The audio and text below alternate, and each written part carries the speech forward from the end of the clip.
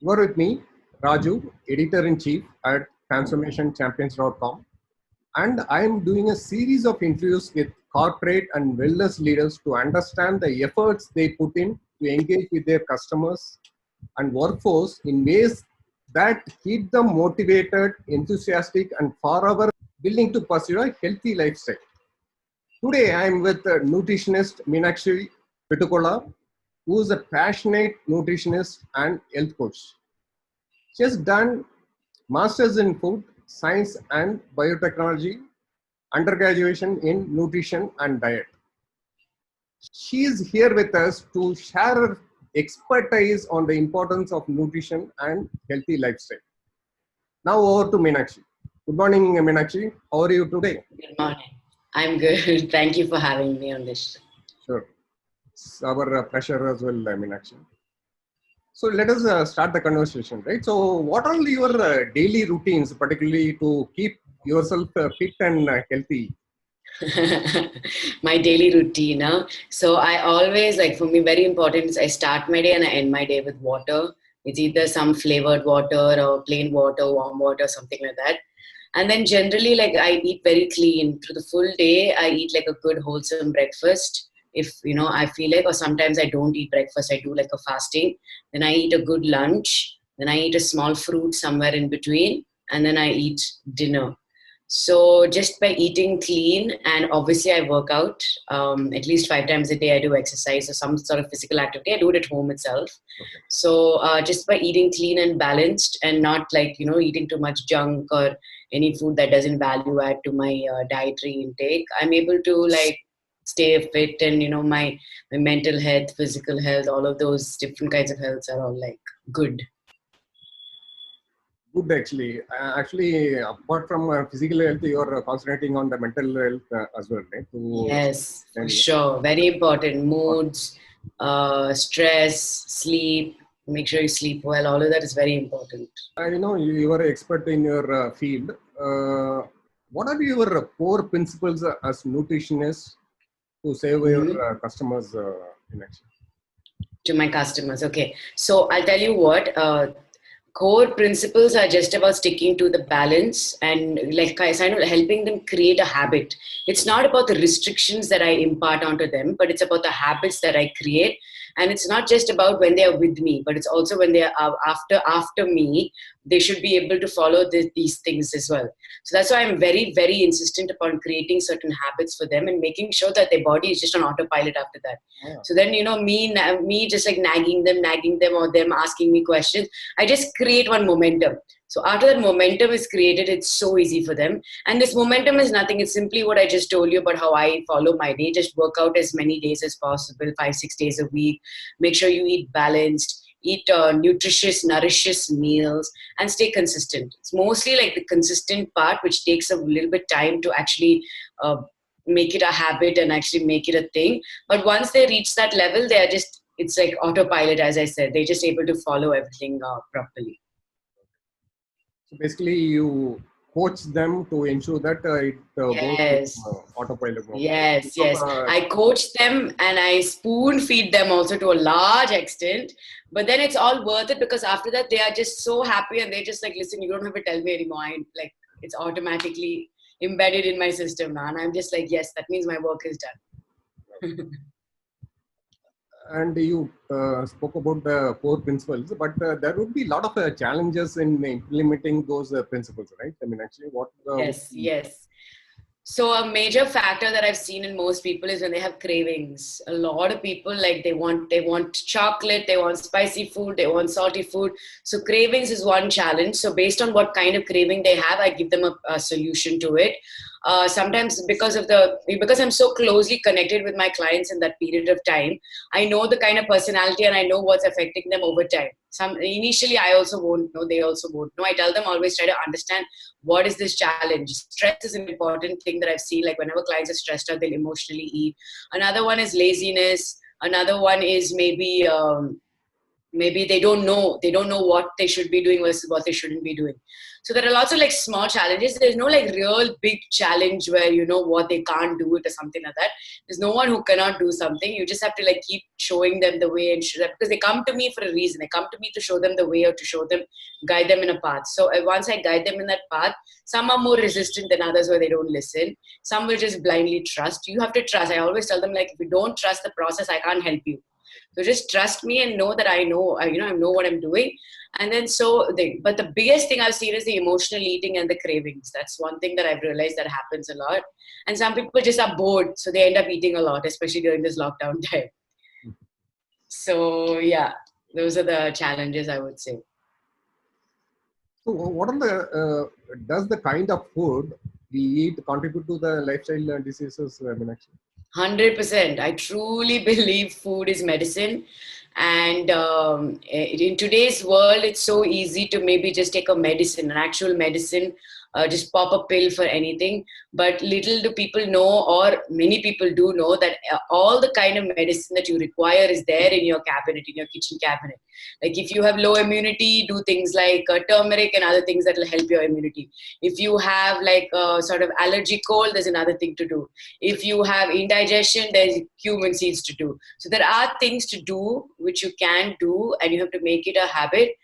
I would just say that, I truly believe food is medicine, and I truly believe what we eat fuels our body and our thoughts and our mind a certain way. So that's why I'm very like persistent, and I tell people, and all of my clients, you can vouch for many of my clients, all of them are, in this state of dull, low energy, and they have this bad relationship with food, right? And then just 1 month, few weeks into the plan or into like a program with me, you can see the change. I can see the change. I can see the way they talk to me. They're so much more energetic. They're so much more passionate. Obviously we work on certain symptoms, like if they have hair fall or indigestion, whatever, we work on all of those. And we see it. Like, obviously not everybody happens like in the same period of time. People take like different amounts of time. But I see the changes every single day. So I believe it so much. I believe it for myself also. So yes, food is medicine, and food is largely related to both health and disease. Totally agree, Meenakshi. Particularly, you were saying about pills, right? Pills is Yes. more for suppressing the symptoms, right? Not fixing the root cause. Yes, root cause. Correct. Unless you have obviously a very, very dire emergency situation where nothing else will happen, and so you have to do it, then I understand, obviously. But then otherwise, for like silly things like indigestion, don't go pop pills unnecessarily. And I saw one of your interesting posts on social media on gut, right? What is the impact of not listening to our own gut, Meenakshi? Yes. So actually they say the gut is like second brain.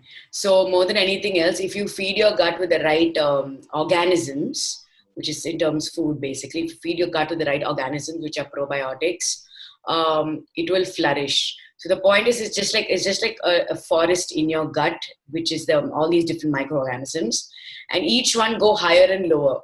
So when you keep feeding the bad bacteria, you will start facing certain symptoms. It can be anything. It can be indigestion, bloating, all of those gut-based symptoms. It can also be bad skin. It can be acne. It can be hair fall. It can be mood swings. It can be anything, literally. So that's why I always say it's like all about feeding the good guys and the bad guys. You feed the good guys, they will help you flourish in a manner. You feed the bad guys, it will help you also flourish in a certain manner. And the good guys are your prebiotics and probiotics. Sorry, your probiotics. And the prebiotics are the food for the probiotics. So it's always good to basically have both prebiotics and probiotics in your diet. Very good, interesting, Meenakshi. And what are the good plant-based sources of protein, Meenakshi, that you would recommend? Plant-based sources of protein. So obviously, like plant-based source of protein, lots of people are vegetarian and vegan, and it's totally fine. The quality in terms of like vegetarian versus non-vegetarian protein, there's a huge difference, obviously. But there are tons of good plant-based proteins that you can eat. Lentils and dals and legumes are a great source of protein. Other than that, there's yogurt, which also has protein. If you're a milk drinker, then milk has. If you're not a milk drinker, then you can stick to yogurt or the other things. Then other milk products like paneer, but paneer, if it's it's fully fatty, then it's not considered a good source of protein. But if it's like something like it's lowered fat or something like that, then it is. Then you have soy products. like tofu, soybeans, and all the soy products that come with it. And other than that, in each food group, like in whole grains, quinoa has good quality protein. In vegetables, broccoli has protein. It's not like high on protein, but in those food groups, these are better sources of protein and a higher source of protein in these specific food groups. But otherwise, your dals and your lentils and your legumes and things like that are your good best sources of protein for vegetarians. Very good. And now the consumers are totally confused with a lot of fats in the market. Right? So Always confused. What kind of fat is good to eat, Minakshi? Good fats. Okay, so there are three kinds of fats that we generally eat. One is the trans fats, two is the saturated fats, and three is the unsaturated fats. Trans fats are your worst fats, which are absolutely not required by the body. You do not need it, and it only causes harm to your body. And trans fats are things like, when you make like fried oils, like French fries and all of that, when you refry oils and when you heat certain oils to a certain temperature where it becomes unhealthy, all of those are your trans fats. The second type is saturated fats. It's neither very helpful for your body, neither is it harmful for your body. That's why you eat it in smaller quantities.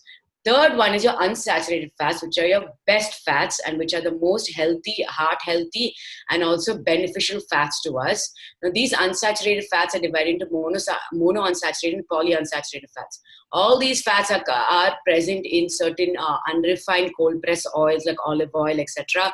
They are present in nuts and seeds. They are also present in these kind of foods. So basically, these are your three kinds of fats and what you should be eating and what you shouldn't be eating.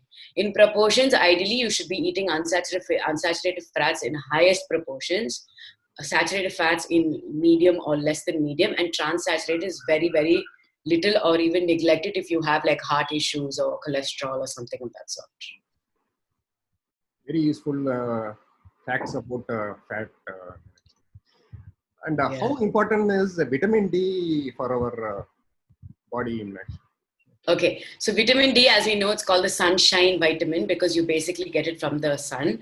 But a lot of us actually don't get it from the sun because either we're not exposed to this enough sunlight or, whatever it is, like colder countries don't have enough sun. So at the end of the day, you do have to supplement yourself with vitamin D.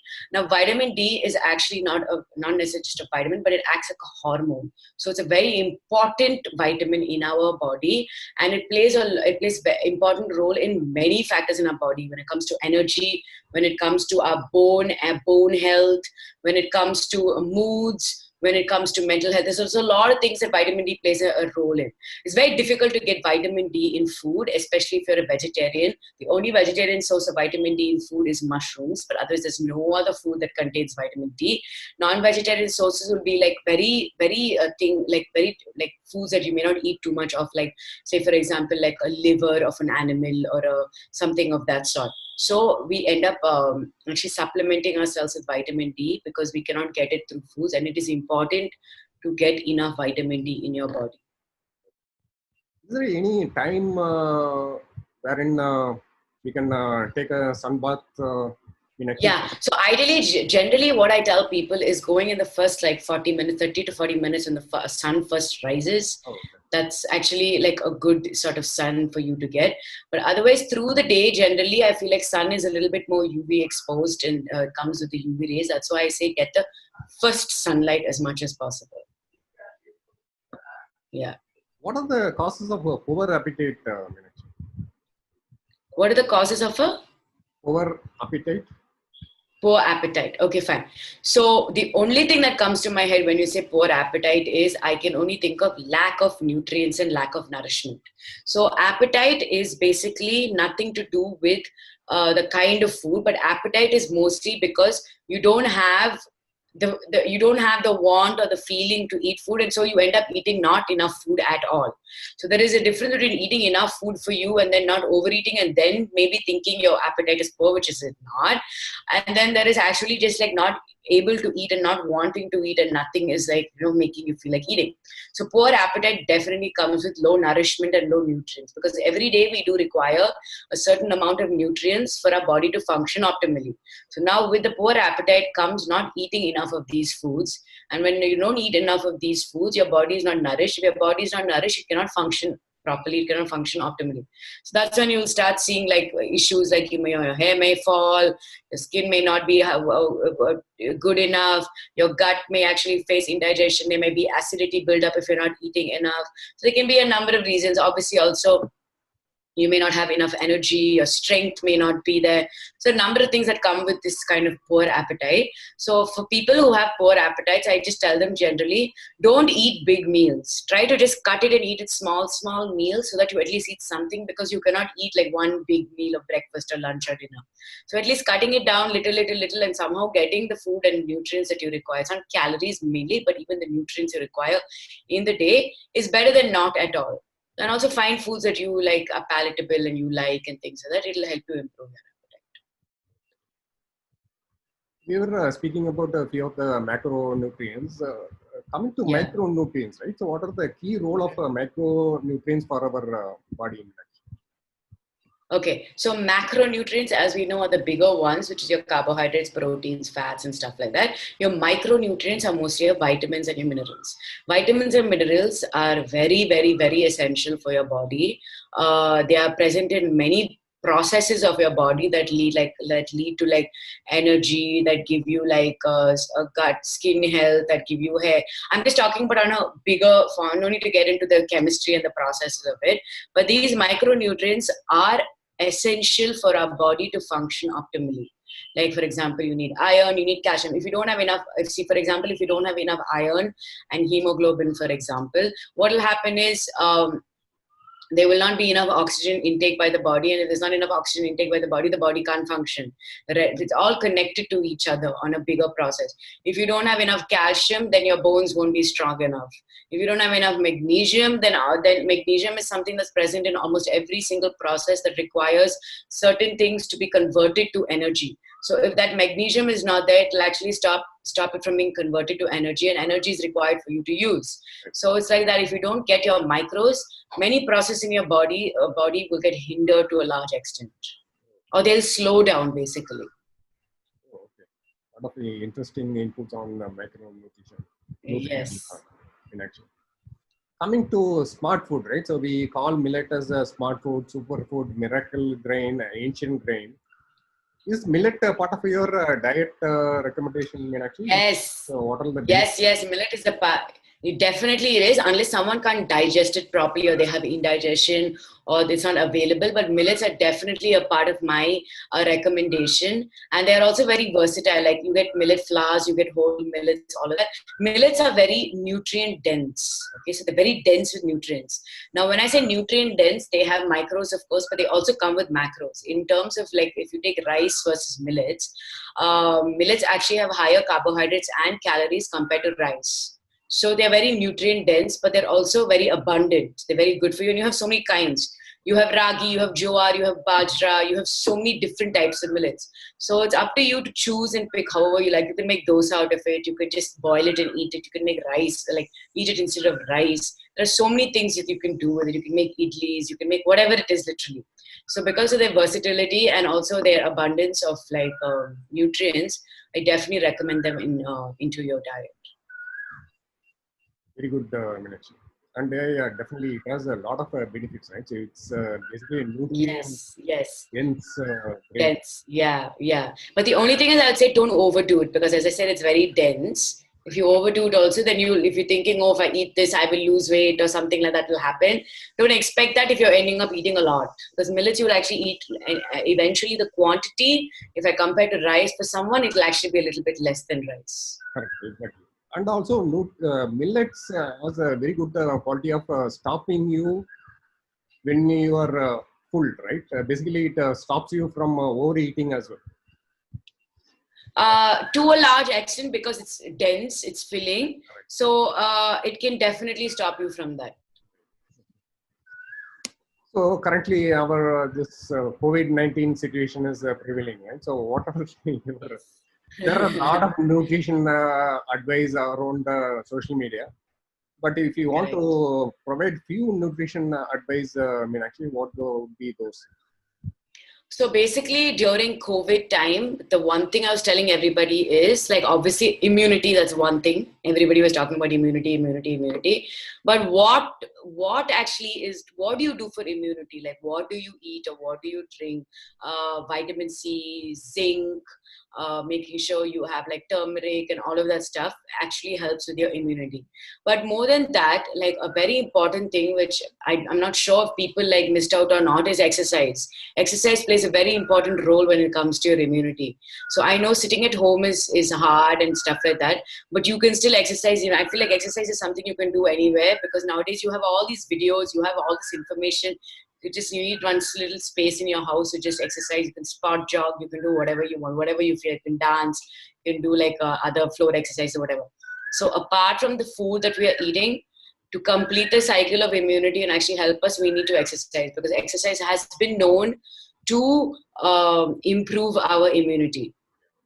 And also foods, also like eating foods that are not causing inflammation, eating foods that are antioxidant rich, all those things also help actually improve your body and improve your overall sort of wellness and health. Yeah. So basically, you're saying that not one is nutrition, other one is a physical Yes, wellness, yes, yes, yes. it's a mental. Yes, please make sure the physical activity. I'm saying like, so generally it's like, okay, food is important, but exercise is also important. I'm not saying it's equally important, because food is the most important because you're eating, you're nourishing your body. But a lot of people who eat right and they still have low immunity, it means something is missing. So I'm like, okay, try exercising, sweating it out. You will improve your resistance. Basically, the resistance towards something, towards an infection or towards bacteria, whatever it is, becomes higher. That's why you eat a certain type of food, because it's not about you are invincible. It's because you become more resistant to it. That's what it is about. Exactly. Yes. And I know actually you would have had a lot of successes as a nutritionist. If you want to Yes. say a few of the top successes in your profession as a nutritionist, what would be those? Okay. Top successes. Okay, for me, working with teenagers or with children and helping them actually make changes at a young age is very important and very close to me, because I feel like it has to start young. Like, even if the parents, they are not able to guide their children a certain way because they themselves are not, they don't have enough knowledge. I enjoy working with younger children who are so inquisitive, and also it's so nice to start young, because I teach them, like, okay, what to eat in your canteen, what not to eat, why you should eat it, how it's helping your body. So that's one thing. Another one is weight loss. I work with a lot of weight loss clients. So all the kgs that have been gone till now is definitely something that I enjoy. Not just weight loss, but weight loss and fat loss, more importantly. So there's so many clients who have come to me and now feeling better, looking better, just having so much energy and things like that at their like ideal body weight and things. Another one is strength. I work a lot on like with fitness clients and stuff, when they're able to do those extra push-ups, or when they're able to like have more endurance or strength.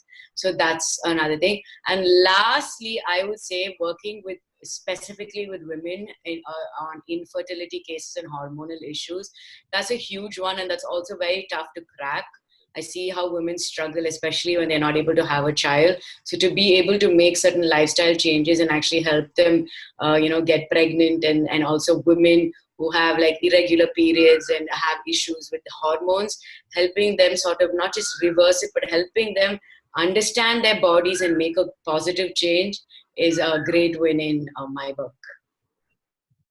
Lot of interesting inputs, Meenakshi, and useful advices from you as well. And it was great having you here with us at transformationchampions.com. And thank you, Thank Meenakshi, you. for making yourself available for this conversation and providing a great insight into nutrition and healthy lifestyle. Thank you Yes. very much. Thank you so much. Thank you.